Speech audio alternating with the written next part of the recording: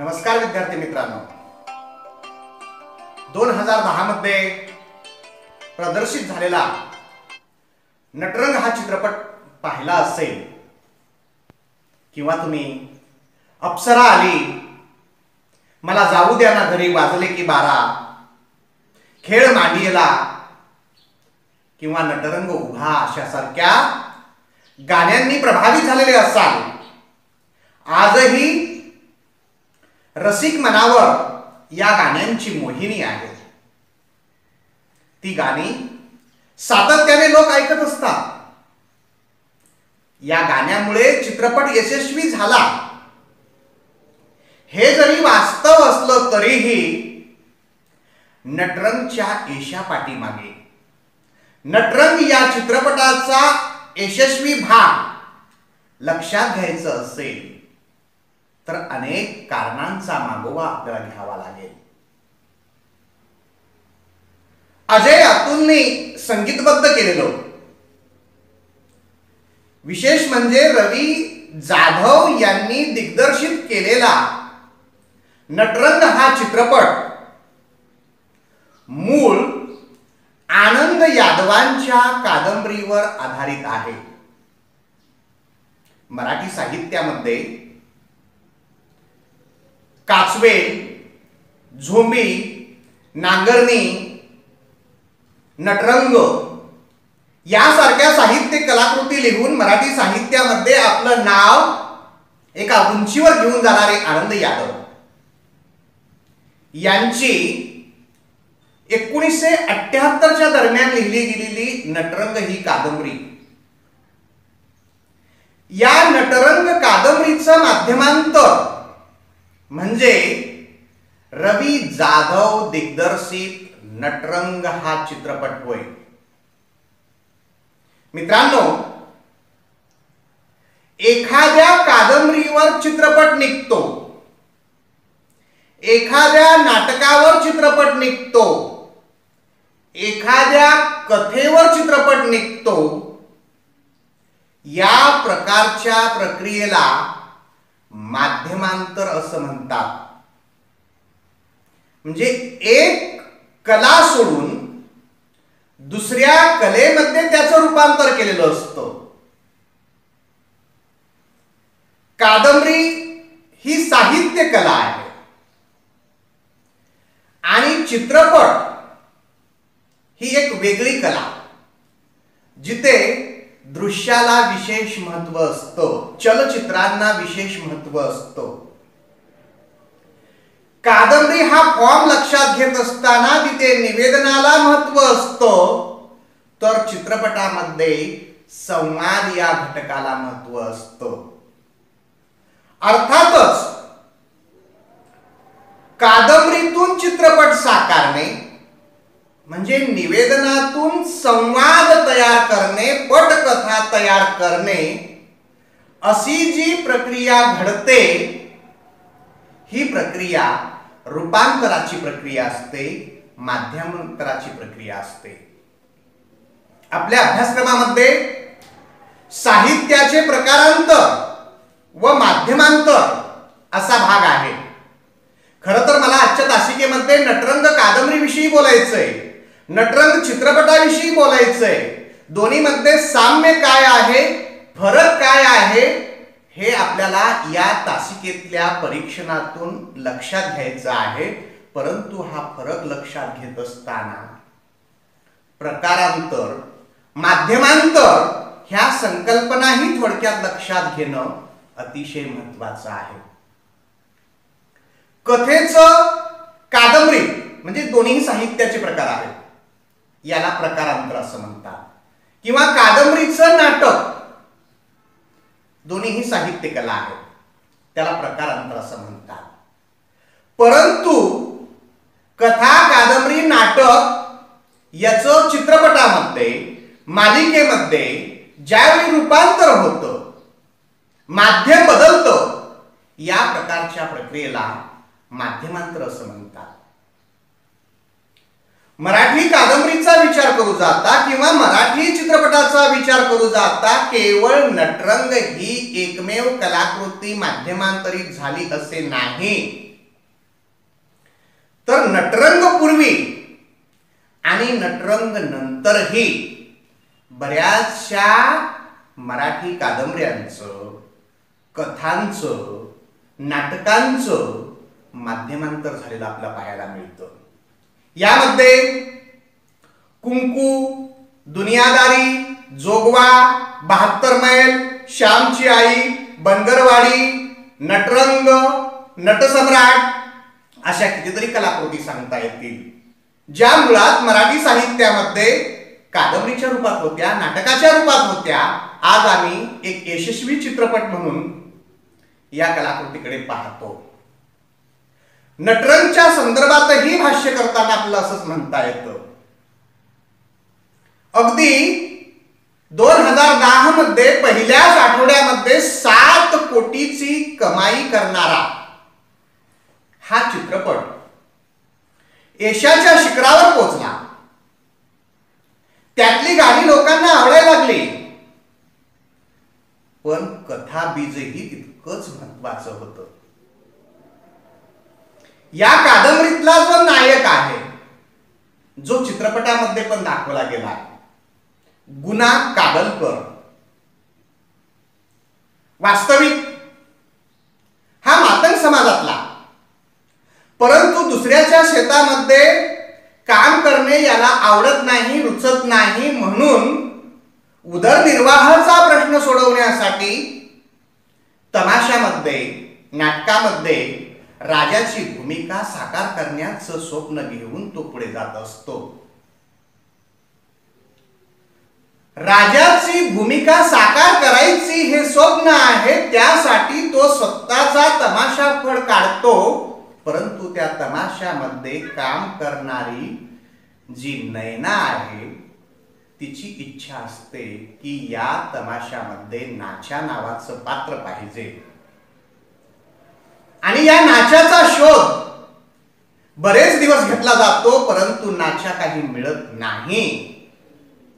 आणि मग शेवटी नाईलाजास्तव आपली जी इच्छा आहे राजा होण्याची, ती मारून नाच्याची भूमिका हा स्वतः गुना कागलकर साकार करतो.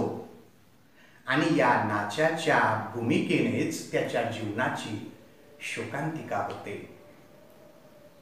स्त्री पात्र भूमिका साकार करत असताना एका पुरुषाने त्याच्यावर ओढावलेला जो अतिप्रसंग आहे, त्यातून त्या गुणाची झालेली बदनामी आणि एकंदरीत त्याच्या जीवनाची झालेली शोकांतिका, हा कादंबरीचा गाभा आहे. नटरंग या कादंबरीचा गाभा आहे. आनंद यादवांनी नटरंग कादंबरीच्या या गाभ्यामध्ये केंद्रबिंदू गुना कागलकरची शोकांतिका हा ठेवलेला आहे. नटरंग या चित्रपटाचा विचार करू जाता गुना कागलकर आणि त्यांची ती तमाशामध्ये काम करण्याची इच्छा हाही केंद्रबिंदू त्यांनी ठेवलेला आहे. परंतु बराचसा बदल नटरंग कादंबरीमध्ये पाहायला मिळतो. वास्तविक माध्यमांतर करत असताना कादंबरीचा कथाशय, त्याचा कलात्मक बाज याला धक्का लागू द्यायचा नसतो. त्या कलात्मक बाजाला धक्का न लागू देता मर्यादित अवकाशामध्ये चित्रपट साकारायचा असतो. आणि हे यश रवी जाधवांना लाभलेलं आहे. गुणाच्या जीवनाची शोकांतिका साकारत असताना शेवटी या चित्रपटाचा शेवट मात्र शोकात्मक करण्याच्या ऐवजी सुखात्मक झालेला आहे. त्या मुद्द्याकडेही आपण लक्ष केंद्रित करणार आहोत. परंतु काही महत्वाचे मुद्दे इथे चर्चेनं अपेक्षित आहे असं मला वाटतं. गुना कागलकर म्हणजे अतुल कुलकर्णी या चित्रपटामध्ये ज्यांनी उत्तम अभिनय केलेला आहे. नैना सातारकर म्हणजे सोनाली कुलकर्णी, यमुनाबाई सातारकर म्हणजे प्रिया बेर्डे आणि पांडवाची उत्कृष्ट भूमिका साकार करणारे किशोर कदम, त्याचबरोबर विभावरी देशपांडे ज्या आहेत त्या द्वारका कागलकरच्या भूमिकेमध्ये उत्कृष्ट भूमिका साकार करताना दिसतात. ह्या सर्व पात्रांनी, ह्या सर्व कलावंतांनी त्या मूळ पात्राशी समरस होऊन आपली भूमिका साकारलेली आहे. एवढं अभिनय कौशल्य त्यांनी दाखवलेलं आहे.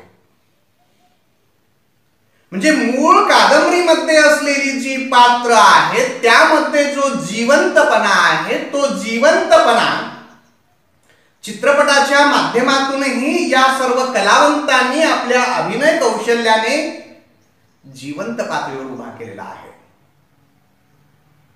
दिग्दर्शकाचंही यश आहे आणि चित्रपट कलावंताचंही त्यामध्ये नैपुण्य आहे. पण गुणाच्या संदर्भामध्ये विचार करत असताना गुन्हा जो मातंग समाजातला आहे त्याचा जो राकटपणा आहे किंवा त्याच्या भाषेमध्ये जो जरब आहे मूळ कादंबरीमध्ये, तो राकटपणा, तो जरबपणा नटरंग या चित्रपटामध्ये साकारण्यामध्ये अतुल कुलकर्णी थोडे कमी पडलेले आहेत. म्हणजे तो भारदस्तपणा, तो जरबपणा जो मूळ कादंबरीमध्ये पाहायला मिळतो तो चित्रपटामध्ये पाहायला मिळत नाही. इथे थोडी मर्यादा अभिनय कौशल्यामध्ये लक्षात येते. परंतु एकंदरीत गुन्हा जी शोकांतिका होती गुन्हाच्या जीवनाची ती साकारण्यात कमालीचं यश कुलकर्णी अतुल यांना लाभलेला आहे.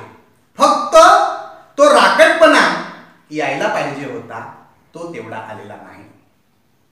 बाकीचे जे कलावंत आहेत, यमुनाबाई सातारकरांची भूमिका पार पाडणारे, नैना सातारकरांची भूमिका पार पाडणारे किंवा पांडवाची भूमिका पार पाडणारे यांनी आपल्या भूमिकेला न्याय दिलेला आहे. या नाटकातील, या चित्रपटातील संवाद बरेचसे मूळ कादंबरीतील संवाद जसेच्या तसे रवी जाधवांनी घेतलेले आहेत. खरं तर असा प्रामाणिकपणा माध्यमांतर करत असताना फारसे दिग्दर्शक दाखवत नाहीत, परंतु रवी जाधवांनी इथे प्रामाणिकपणा दाखवलेला आहे. मूळ कादंबरीतले बरेचसे संवाद जसेच्या तसे इथे घेतलेले आहेत. हे आपल्याला या चित्रपटाचं आणि कादंबरीचं साधर्म्य दाखवत असताना नमूद करावंच लागतं. म्हणजे संपूर्ण संवाद जसे तसे घेतले नाहीत, परंतु काही संवाद प्रामाणिकपणाने रवी जाधवांनी या चित्रपटामध्ये घेतलेले आहेत असं आपल्याला म्हणता येतं. मित्रांनो, चित्रपट आणि कादंबरी याच्या अवकाशाचा विचार करू जाता बऱ्याच गोष्टीचं महदंतर जाणवतं. नटरंग ही कलाकृती जवळपास 196 पृष्ठाची आणि तिला वाचायला जवळपास 1 दिवस लागतो. परंतु चित्रपट हा मर्यादित अवकाशामध्ये संपवावा लागतो. अगदी 2.5 ते 3 तासामध्ये चित्रपट संपला पाहिजे.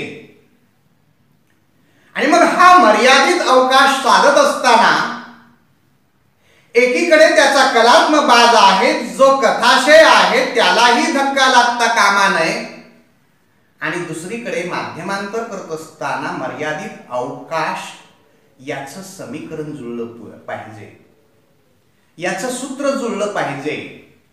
आणि ते सूत्र जुळवण्यात रवी जाधवांना यश आलेलं आहे.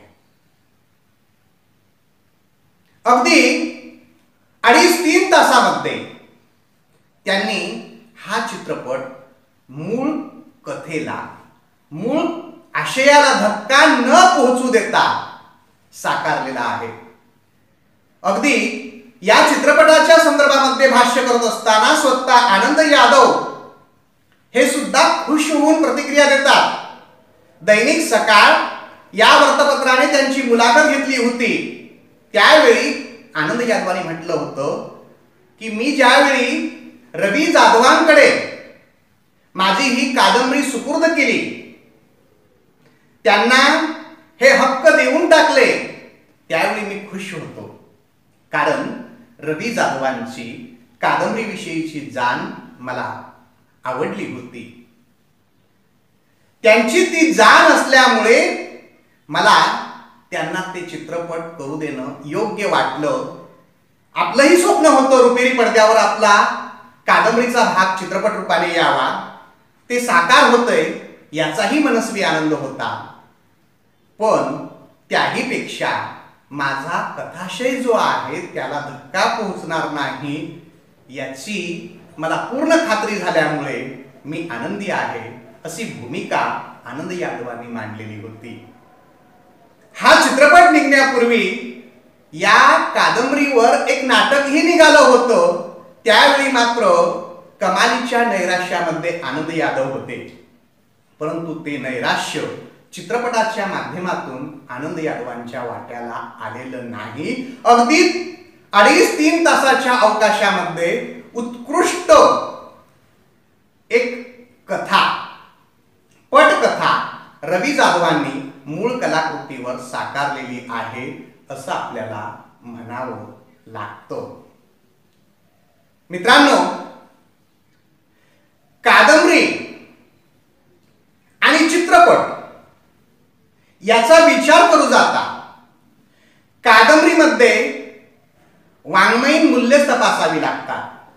त्यातलं कथानक, स्वभाव चित्रण, त्याचबरोबर त्यातली भाषा, रचना सौष्ठव या गोष्टीच वाङ्मयीन दृष्ट्या तपासाव्या लागतात.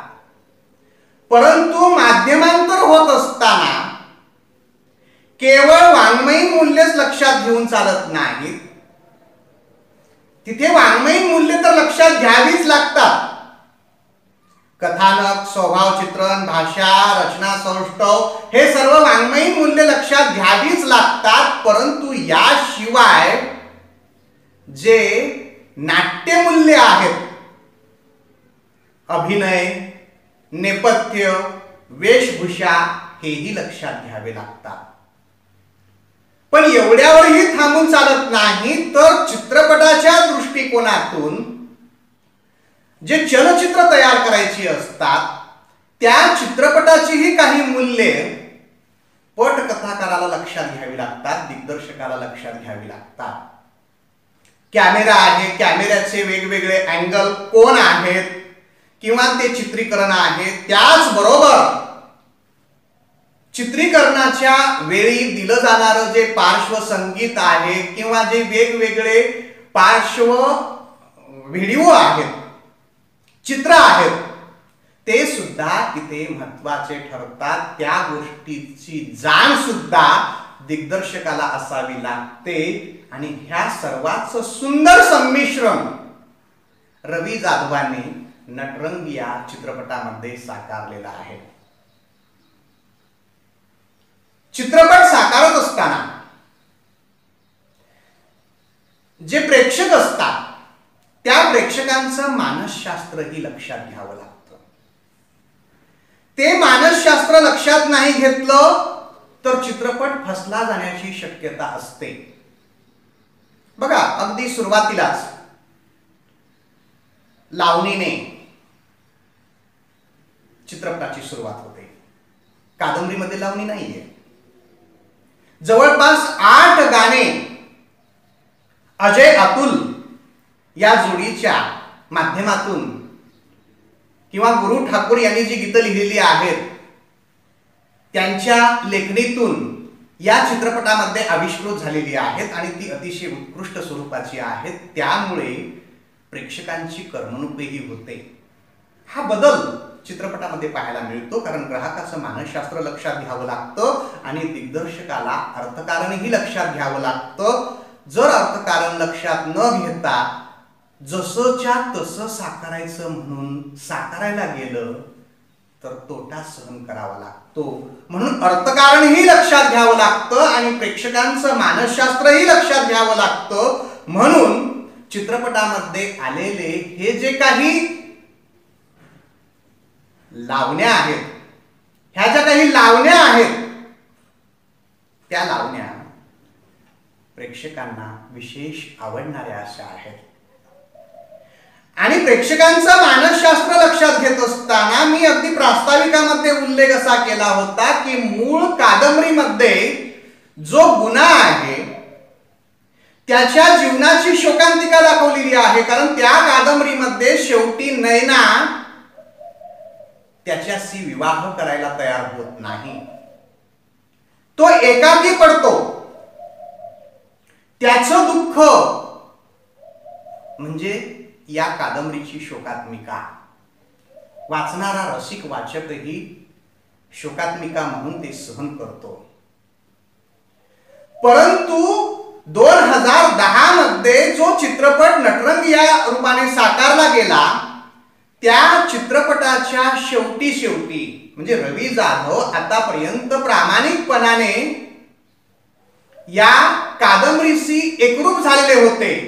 परंतु या चित्रपटाचा शेवट गुना कागलकर यांची शोकांतिका दाखवण्याच्या ऐवजी नैना जी आहे ती गुनाला साथ देते आणि तिच्या साथीने गुना कागलकर गुना आयुष्यात पुन्हा उभा राहतो. अगदी कमी वेळामध्ये सुखात्म शेवट करायचा म्हणून असा हा प्रसंग रवी जाधवांनी इथे दाखवलेला आहे. हा प्रसंग दाखवण्यापाठीमागचं कारण काय असावं? कारण 3 तास चित्रपट पाहणारा जो प्रेक्षक आहे तो एका विशिष्ट तणावाखाली असतो. प्रेशर कुकर सारखी त्याची अवस्था झालेली असते. शोकात्मक रूप पाहून कुठेतरी त्याला वाट करून द्यावं असं वाटतं, आउटलेट असावं असं वाटतं, विरेचन व्हावं असं वाटतं.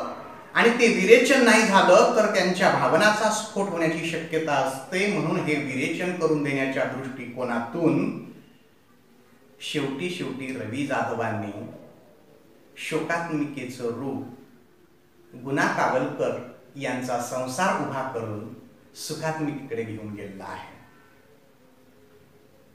ग्राहकांच्या मानसशास्त्रानुसार, प्रेक्षकांच्या मानसशास्त्रानुसार तिथे प्रेक्षक जे आहेत ते एकटे नाही. कादंबरीचा वाचक एकटा असतो. चित्रपटगृहामध्ये प्रेक्षक सामूहिक स्वरूपामध्ये असतात. वाचक ती शोकांतिका सहन करू शकतो, तो एकटाच आहे. पण इथे सामूहिक मन लक्षात घेऊन शोकांतिका चित्रपटामध्ये सहजासहजी बसवली जात नाही. म्हणून रवी जाधवांनी मूळ कादंबरीमध्ये असलेली शोकांतिका तिचं रूपांतर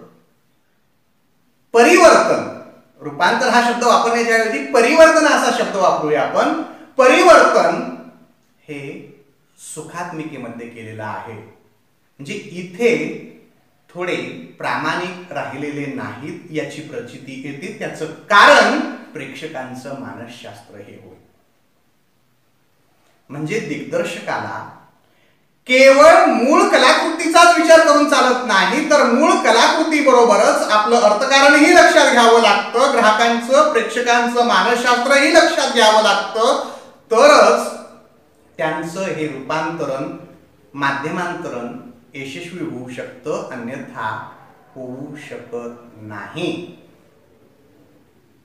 पण हे जे परिवर्तन रवी जाधवांनी केलेलं आहे ते अगदी अल्प काळामध्ये, कमीत कमी काळामध्ये, फक्त शेवट सुखात्म करायचा म्हणून कमी काळात हे परिवर्तन केलेलं आहे. हे आपल्याला मान्य करावंच लागतं. 1978च्या दरम्यानचा म्हणजे 70च्या दशकातला जो काळ आहे,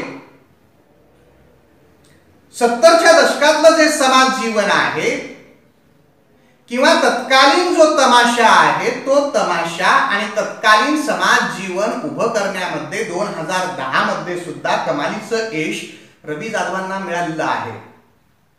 परंतु यामध्ये जो नाचा आहे, त्या नाचाला घातलेली जी जरीची टोपी आहे ती मूळ तमाशामध्ये पाहायला मिळत नाही. ही जरीची टोपी त्या नटरंग चित्रपटाचीच देण आहे. असे काही बदल करून आणि मूळ आशय कायम ठेवून एका माध्यमातून दुसऱ्या माध्यमामध्ये कलाकृती घेऊन गेलेली असते, आणलेली असते. ही जी प्रक्रिया घडते त्याला माध्यमांतर असं म्हणतात. आणि नटरंग या कादंबरीचं नटरंग चित्रपटामध्ये रवी जाधवांनी केलेलं जे माध्यमांतर आहे ते कमालीचं यशस्वी ठरलेलं आहे. आणि एक मराठी चित्रपटसृष्टीमध्ये कमालीची यशस्वी चित्रपटाची ही रूप आपल्याला पाहायला मिळतात. नटरंगच्या माध्यमातून हे पाहायला मिळतं. विविध चित्रपटही असे या कलाकृतीच्या माध्यमातून साकारलेले आहेत. त्यामुळे माध्यमांतराच्या प्रक्रियेकडे आज बहुतांशी दिग्दर्शकांचा कल झुकलेला दिसतो. त्यासाठीच माध्यमांतराची प्रक्रिया लक्षात घेणं हे आपल्या दृष्टिकोनातून अतिशय महत्त्वाचं ठरतं. मला वाटतं या अभ्यासपत्रिकेचा विचार करत असताना केवळ अभ्यासपत्रिका लक्षात घेणे इतकाच सीमित हेतू अभ्यास मंडळाचा नाही, तर विद्यार्थ्यांनी पटकथा लेखनाकडे वळावं. मूळ कथा कादंबऱ्या यांचं रूपांतर चित्रपट मालिकेमध्ये करावं, तसं पटकथा लेखन करावं ही भूमिका आहे. म्हणून यासारख्या अभ्यासपत्रिका अभ्यासत असताना आपणही या क्षेत्राकडे वळावं आणि रोजगाराची जी वानवा आहे असं आपण म्हणतो, तर ती वानवा कमी करून रोजगार मिळवण्याचा प्रयत्न करावा. आणि त्या पद्धतीनं तुम्ही वाटचाल कराल अशी अपेक्षा व्यक्त करतो आणि थांबतो. हा व्हिडिओ आपल्याला आवडल्यास लाईक करा, शेअर करा आणि सबस्क्राईब करा. धन्यवाद.